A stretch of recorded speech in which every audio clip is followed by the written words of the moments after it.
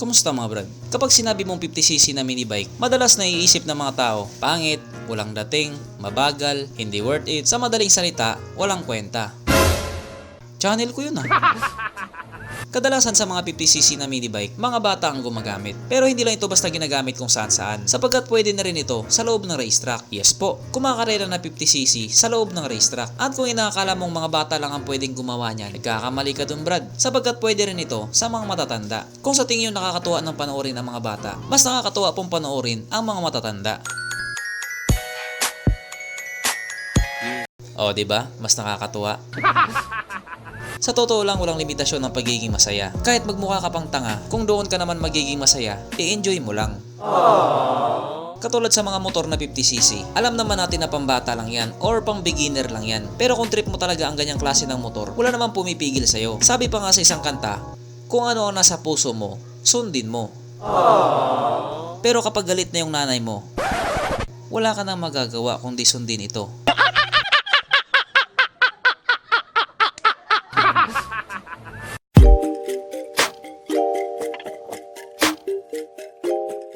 Pero syempre bago tayo magpatuloy, kung bago ka pa lamang napadpad dito sa aking walang kwentang channel, huwag ka na mag-subscribe. So yun na nga, kung ikaw yung tipo ng taong mahilig sa mga 50cc, para sa'yo ang video na ito. Pero kung nandito ka lang dahil sa mga babaeng nakabikini, marami na tayo brad. Magbago na kayo motor ang pinag-uusapan natin. So sa video nga po na ito ay pag-uusapan natin ang isa na namang motor na kalalabas lamang galing sa Honda. At ito nga po ay ang 2022 model ng Honda Dunk 50cc. Yes po, 50cc. Maliit pero kakaiba. Ito yung 50cc na hindi mo akalaing ganon siya katindi. Kung sa pagiging useful lang, tapos na ang usapan. 50cc pero pang malakasan. Promise mga brad, bibilib talaga kayo sa motor na ito. Ako na nagsasabi sa inyo.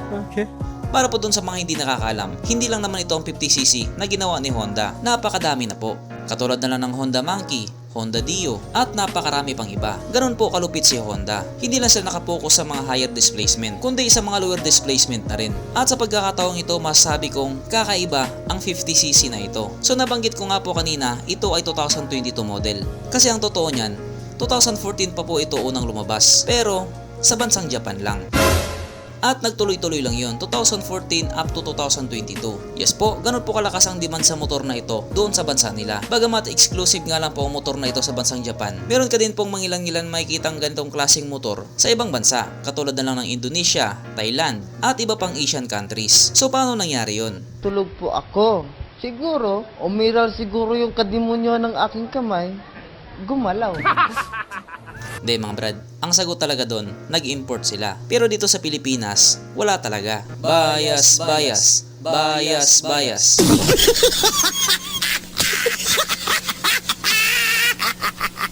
Pero hindi ko lang sure kung may mga tao ba nag-import dito sa Pilipinas. Kung meron man, sana all may pambayad sa custom. So alam ko excited na kayong malaman kung gaano nga ba kaganda ang motor na ito. At dahil dyan pag-usapan na nga po natin kung ano nga bang meron sa kanya. So ito nga po ang Honda Dunk na mayroong 49 cubic centimeter engine displacement, 4-stroke single cylinder, single overhead cam, at ito po ay mayroong enhanced smart power or yung tinatawag nilang ESP. Naka-program fuel injected at ito po ay naka-liquid cooled. Talagang wow, 50cc tapos naka-liquid cool, ibang klase brad. Ang kanyang compression ratio 12.0:1. At pagdating naman po sa kanyang power, ito ay merong 4.5 horsepower at 6,000 RPM, 4.1 Nm of torque at 8,000 RPM. At ang motor na ito ay kayang tumakbo sa bilis ng 65 to 70 km per hour. Mga brad, para sa isang 49cc na mayroong stock engine, napakalakas na nun. Ano na lang kaya pag pinakargahan mo? Di isang piga, nawawala.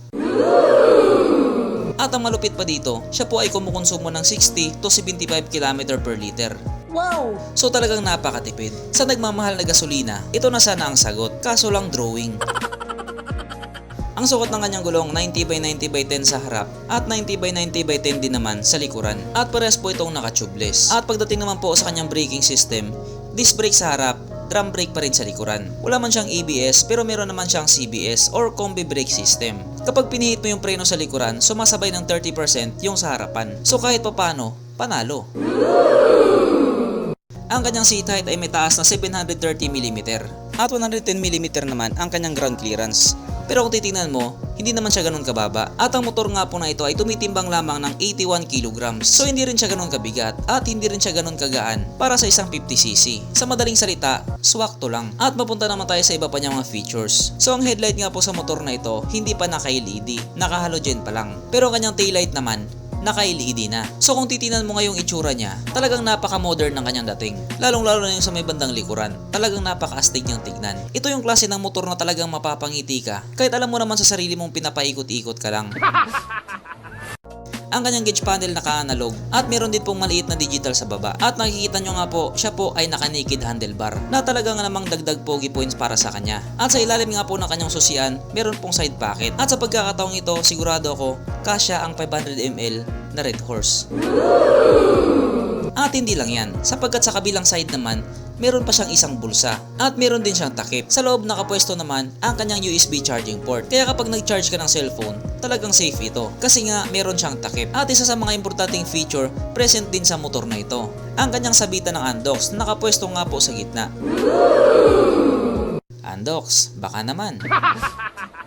At ito pa isa sa mga malupit, sapagkat ang motor na ito ay meron din pong ISS or Idling Stop System. So sa 1,000 pagkakataon, uulitin ko na naman to.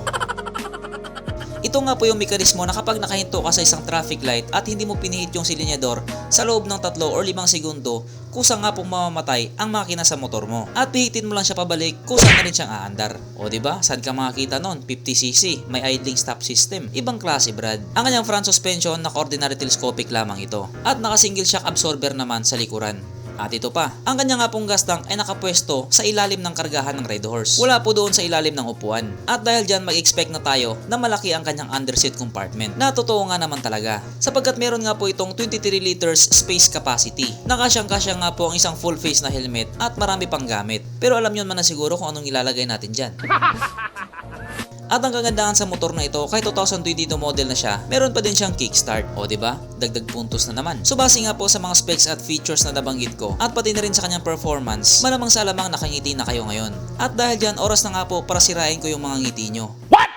Sapagkat pag-uusapan na nga po natin ang presyo sa motor na ito. So ang presyo nga po ng Honda ng 50cc ay 229,000 Japanese yen. Na kung i-convert nga po natin sa Philippine peso, ito po ay papatak ng 101,000 pesos.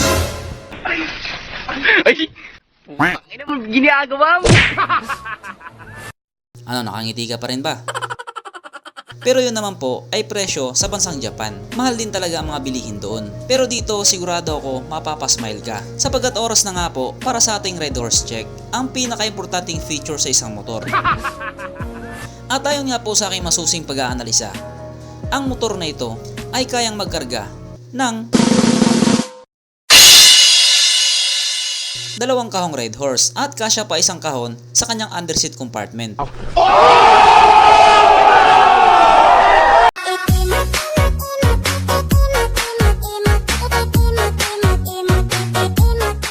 O diba? Nakangiti ka na ulit.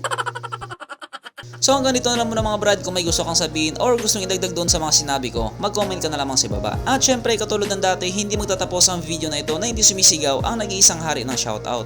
At alam niyo kung sino yun.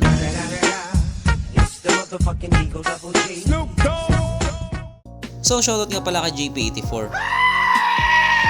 Shoutout kay Jade Bondad. Shoutout kay Arvin Reyes Silvosa. At pati na rin sa kanyang anak na si Kian Vince na mag-birthday ngayong January 28. Advance happy birthday, God bless po. At pati na rin sa lahat ng kawani ng DILG Agusan del Norte Provincial Office.